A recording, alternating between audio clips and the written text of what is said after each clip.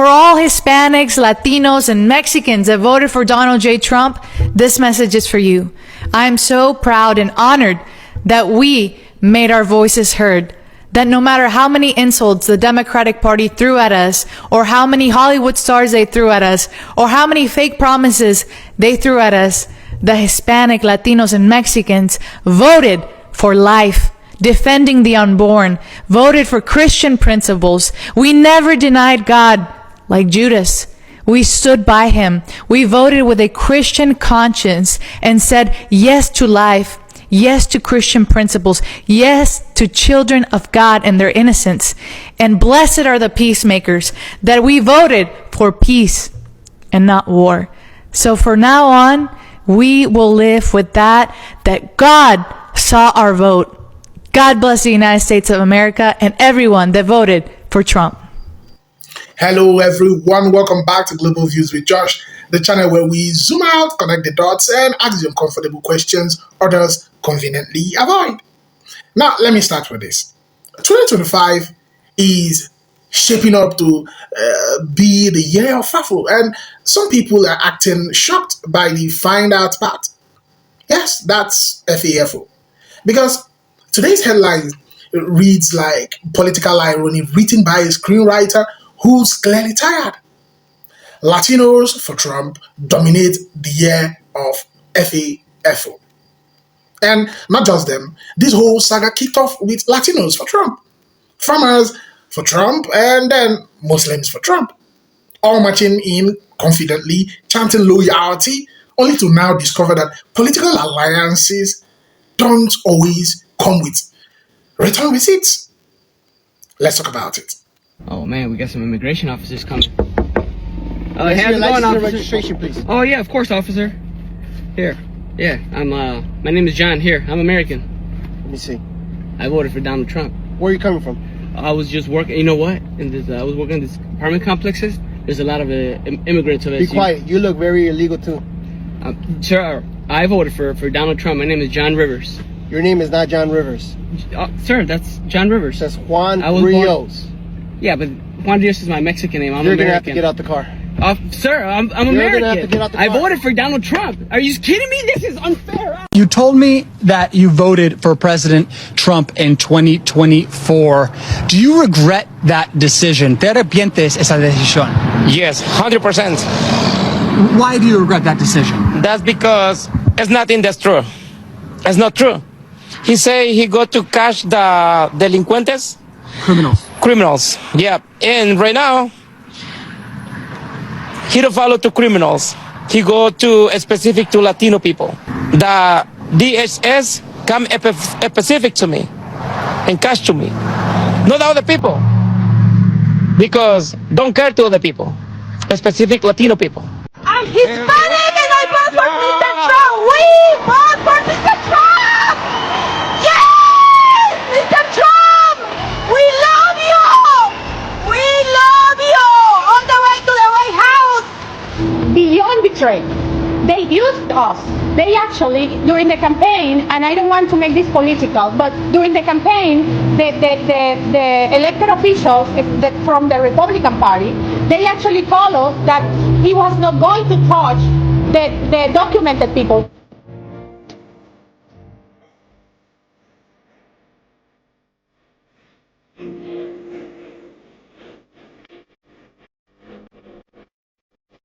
You can hope all you want that Latinos for Trump are going to fuck around and find out now that the Supreme Court has ruled that ICE can racially profile people on the street if they look like illegal aliens. But it doesn't matter, because Latinos for Trump have been pretending like they are white, assimilating into white culture so long that they think they look white and they don't think they're going to be racially profiled. They don't think they stick out to ICE. They have whitewash goggles so badly that they think to a gang of ICE agents that they look like a white person. Don't get started on me about this whole, oh, this white girl's talking out of pocket, doesn't know what she's talking about. I'm Cuban American. I'm very acutely and intimately aware of the thought processes going on here. You can bark at them all they want about, oh, look what you've done now. Look what you've done now. Now you're a target. Now you're a target. You can be racially profiled. They don't give a damn.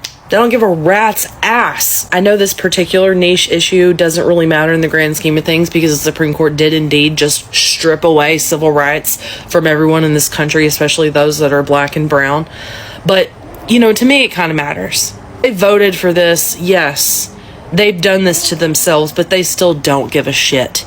They still don't think anything's going to happen to them. They're sitting around watching other Latinos with legal status and naturalized citizenships getting snatched up off the street and sent to El Salvador. They don't give a damn. They don't even believe that that stuff is happening, much less believe that it's going to happen to them now that the Supreme Court said it was okay. Do you guys remember this lady?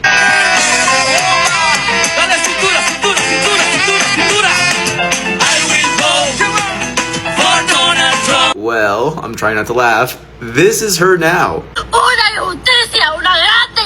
It's been happening frequently at the 333 Miami Avenue Federal Court building. Janet Correa's husband was detained this week.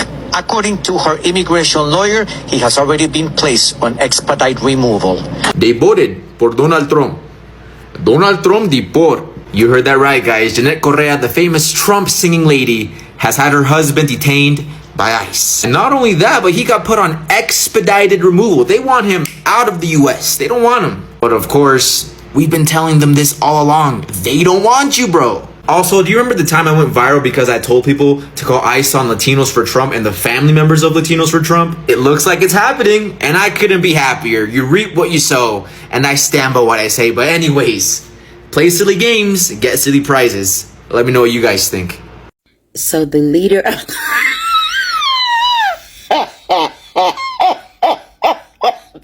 the leader of Latinos for Trump, Cuban edition. Sorry. Hector Luis Valdez Cocho. Yeah, he's been detained by ICE. I will vote for Donald Trump. The wildest part about this is Donald Trump was very clear that he's going after criminals. Even though we all know that that's a lie. We knew it was a lie when he said it. Did he think that didn't mean him? May this level of delusion that made y'all trust and believe in this man and trust and believe that your proximity made you one of them never find me. This Trump-supporting farmer in Florida is finding out the hard way. Meet Paul Meter, a lifelong Republican farmer in Lee County, Florida. He grows tomatoes, oranges, and strawberries, and every season he hires about 1,000 workers to get his crops out of the ground. And the big problem for Paul? Most of those workers come through the H-2A visa program, which lets farms bring in seasonal workers from other countries. And right now, that program's frozen because of the government shutdown. The government shutdown that Republicans are solely responsible for. Paul's looking at losses of $30,000 per acre. Now Paul's saying, Trump's ignoring us. Hey Paul, if you happen to be watching this, I'm gonna let you in on a little secret. Come here. That's kind of Trump's thing. He doesn't care about Americans. He just cares about lining his own pockets. Also, do you not remember his promises of cracking down on immigration? You voted for the party of small government, but now that small government is destroying your business. You voted for border crackdowns, and now your crops are rotting in a field. Not only is no one going to pick them, no one's going to buy them either. You can't back a party that controls everything through chaos and expect that chaos to not affect you too. Now Florida's GOP lawmakers are scrambling, begging the administration to fix it, but the damage is done. Paul, you wanted America first? Well, this is what that looks like. You support MAGA thinking it stands for Make America Great Again, but turns out it actually stands for Make Argentina Great Again. While Argentina gets $40 billion, your farm is in the gutter, and you get to meet FAFO. And that's exactly what you get when you support a con man and crook. We're just absolutely fucked as farmers, guys. Everything is so fucked, and I do not see anybody surviving this farm crisis that we're in. Guys, look, one of the best splorn crops that I have ever raised in my life. And because of the tariffs, China will not fucking buy it. And they are the only country in the world other than Well, they are the only country in the world that buys splorn. And so now I'm literally just chopping it, blowing it on the fucking ground because it's fucking useless. It's valueless. There's nothing I can fucking do to it. I am going to need government assistance to make it through this fucking crisis until these tariffs end. Look, I've never raised a splorn crop like this, guys. And this is just fucking heartbreaking to me. I don't know how I'm gonna survive. You know, Trump said he fucking loved us farmers, and here I am just blowing my splorn crop all over the ground. Hopefully he works a deal out where Antarctica and Mars will start buying this splorn and save the farmers. I'm sorry, splorn crop, but you're fucked. American workers and American taxpayers have been taken advantage of for multi-generation, for decades. And it's time for somebody to stand up and put us first and put the country first and do what's best for the country, not what's best for the politicians. Even if you as a farmer suffer. That's right. I mean, some people would hear that and be quite surprised that you're prepared to put your livelihood, your family's livelihood, on the line for the sake of politics. Well, that's my duty as for being the head of my household. I've got to do what I got to do, what's going to be better for the future, better for the kids. It's not about today, it's about the long term. The long game is where the rewards are going to be. But don't the price of tariffs and what happens in commodity markets like soybean, doesn't that affect you in the short term and affect your ability to provide for your family? Look, tariffs will probably have a detrimental effect on soybean price in the near future. In the long term, it'll probably work out. I'm a farmer. I deal with bad weather. I deal with dry weather. I deal with torrential rains. We deal with hurricanes. What's a tariff going to do? You know, I got to raise a crop. If I was worried, I'd stay home and not raise a crop. If I was worried about it, I still got to get out there and raise my crop to get the price. If you don't get the yield, it doesn't make any difference. You know, I got to deal with all these other things. What's a tariff? I can't control that, so it is what it is. Jim is a Republican who voted for Donald Trump 3 times. How do you feel about your vote for Donald Trump now? Well, I feel like perhaps I should have considered some other options. Among other things, Jim imports packaging supplies for his honey, so he's paying real close attention to the tariffs Trump just put in place. We just bought our year's supply of bottles from Taiwan and our year's supply of corks from Portugal about 3 weeks ago. So that would have been, another $5,000 or $6,000 out of my pocket. Which is partly why he's repairing instead of replacing this 40-year-old forklift. The cost of equipment has just gone through the roof to buy anything like that because it just would be cost prohibitive. He's also holding off on improvements around the farm. Well, we're not going to hire any more people, that's for sure. It's more than just the tariffs. For the past 2 years, Jim has been selling honey to the federal government, which then provides it to schools and food banks. But after Donald Trump took office, the USDA cut those programs suddenly as part of the federal government's effort to streamline spending. For a lot of other local farmers around here, it was a major source of reliable revenue. For me, it's going to cost me around $150,000 a year. $150,000? Yeah, roughly 50% of my revenue. That's a huge hit. That's a massive hit. Arkansas farmers are taking their own lives because of what's happening to their farms because of Trump's policies. And it's only going to get worse for farmers because this is all laid out in Project 2025. So in Project 2025, the plan is to roll back all of the protections that farmers currently have access to. Basically, there's different programs. There's crop insurance. There's these commodities programs. And most of these are either subsidized or paid for by the government. So farmers, if a small farm gets hit with, a weather disaster or something else happens where they can't profit off their crop like they usually do, they're backed up. They're safe. They can, float for another year because of these programs. They want to get rid of these programs. They want to take the burden of these programs off the government and put it back onto the farmers, meaning these small farms get hit with one disaster and they're fucked. They're done. Guess who won't be done, though, if they get hit with one disaster? Giant mega corporations, these huge corporate farms that have all the capital they need to float if they get hit with a disaster. They're not going to go under. What they're going to do is buy up all these little farms and consolidate them into these giant mega farms. That's what the plan is. And I know it's easy to be like, oh, fuck these farmers. They voted for this. This is what they get. But this isn't good for any of us if this happens. I know the FAFO is delightful, but it isn't good for any of us. And it's scary. These are the people that feed us, that provide our food, and we need them. And it's horrifying to see what they're trying to do to them. We accept the president's words They came from a place of anger and disappointment. I'm sure many Americans feel the same way. The president was right to let loose his feelings. It shocked us into understanding the severity of the harm our people caused. These criminals betrayed America's welcoming spirit. The scale of these crimes has stained the reputation of American Somalis. America's freedoms allowed us to build a unique community here in Minnesota. In return, we must promise to weed out any evil living among us. This evil came from within our community. And so, as an honorable community, we take responsibility. We must correct this wrongdoing.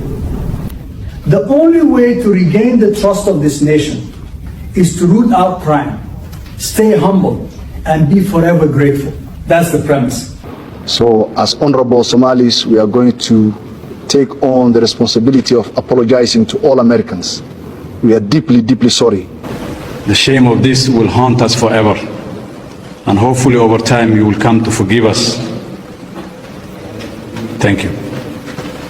Manta, manta, manta, Omani waiting, manta, manta, manta, manta. Carmel Mall was packed on the 4th floor with people from the Somali community and people coming out in support. On Friday, President Trump said that he would immediately terminate temporary deportation protections from Somalis living in Minnesota, blaming them for fraud in Minnesota.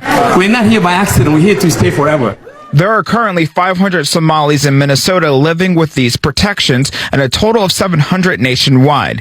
Many expect this to be challenged in court, but in the meantime, Somalis here say they are fearful of what's to come. People are always going to be fearful, but we're telling our people we're greater than fear. We have resilience. We're people that are brave. When temporary status is revoked, federal law states it can't take effect earlier than 60 days after publication of that notice, and it has to come from the Secretary of Homeland Security, Kristi Noem. What the president is doing is un-American. It's not Minnesotan. The Protected Status Program for Somalis was launched in 1991 by President George H.W. Bush. It grants protections to eligible people who can't return to their homeland safely due to civil war or natural disasters. What we decided to do is to bring our community in the heart of in the Somali community here in Minnesota, which is Carmel Mall, to show that, you know, our neighbors are with us, Minnesotans are with us, and we're all together in this fight. There's no word yet on if or when the removal of temporary status will take place, but experts say if someone is under temporary protected status from Somalia,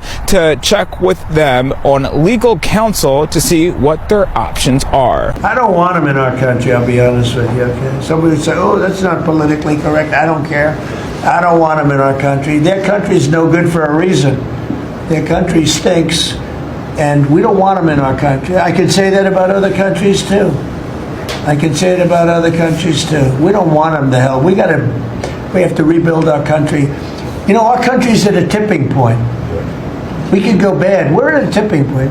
I don't know if people mind me saying that, but I'm saying it. We could go one way or the other, and we're going to go the wrong way if we keep taking in garbage into our country. What is FAFO and why does it matter? FAFO, mess around and find out, has become the unofficial slogan of consequences, catching up with political decisions. It's what happens when campaign slogans meet real policy, when vibes collide with legislation, when people realize that rhetoric doesn't pay rent, lower groceries price, or protect civil rights. And this year, that collision has been loud. What we're seeing isn't random. It's a pattern, a predictable one. Groups that believed he won't do it to us are now watching policies roll out and asking, wait, this applies to us too? Yes, it does. Latino for Trump, the center of the storm. Now, let's start with the Latinos for Trump because they are currently front and center in this FAFO moment.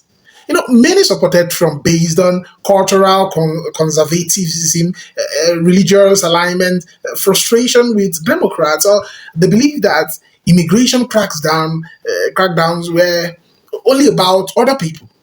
Fast forward to now, we're seeing headlines like, you see things like hardline immigration policies expanding, not narrowing. Mass deportation rhetoric returning with extra enthusiasm. Family separations being discussed about again like it's no big deal. Legal immigrations and immigrants, asylum seekers, and mixed status families caught in crossfires. And suddenly the tone has changed. Now it's, but I voted for him, I support him, I'm not that kind of immigrant. Now here's the thing, policy doesn't check voting records. Sarcasm alert. Apparently, eyes doesn't stop and say, "Oh wait, you have a MAGA hat? My bad." No. Now, farmers for Trump. When tariffs bite back. Next up, the farmers for Trump. This group was loud, proud, loyal, and to be fair, many were promised protection from foreign competition, trade deals that would win big, an America first agricultural boom. Instead, what happened? Trade wars crushed export markets. Tariffs increased. Equipment and fertilizer costs. Bailouts became necessary just to keep farms afloat. Yes, government bailouts, the very thing many claimed to hate. So now we have farmers saying, we didn't think it would hit us like this. But trade wars don't discriminate. They don't care about party affiliations. They don't pause for campaign donations. This wasn't betrayal. It was economics doing exactly what economists warned it would do. Now, Muslims for Trump, the hardest wake-up call. Let's talk about Muslims for Trump, perhaps the most complicated and painful part of the conversation. Some supported Trump due to opposition to U.S. foreign policy under Democrats, cultural conservatism, disillusionment with both parties. But history matters. Now, this is the same political movement that pushed for a Muslim travel ban, repeatedly used anti-Muslim rhetorics, framed Islam as a security issue, normalized suspicion towards Muslim communities. So when surveillance increases, when travel restrictions resurface, when hate crimes spike alongside political rhetoric, the shock feels deeply misplaced. Supporting someone who openly targeted your identity and hoping it would or it wouldn't circle back, it's not strategy, it's wishful thinking. Now the common thread, proximity to power doesn't equal protection. Here's the unifying mistake across all these groups. The belief that proximity to power equals immunity. That if you're loud enough, loyal enough, or useful enough, the machine won't turn on you. But political movements built on exclusion eventually need new people to exclude. And once the outsiders run out, the circle gets smaller. Sarcasm check again. Turns out, leopards eating faces is not just a name, it's a recurring historical event. Now, let me be clear. This isn't about laughing at people struggling, it's about understanding cause and effect. Democracy doesn't just hand out consequences to people we disagree with, it hands them out evenly. Voting is powerful, but it is also binding.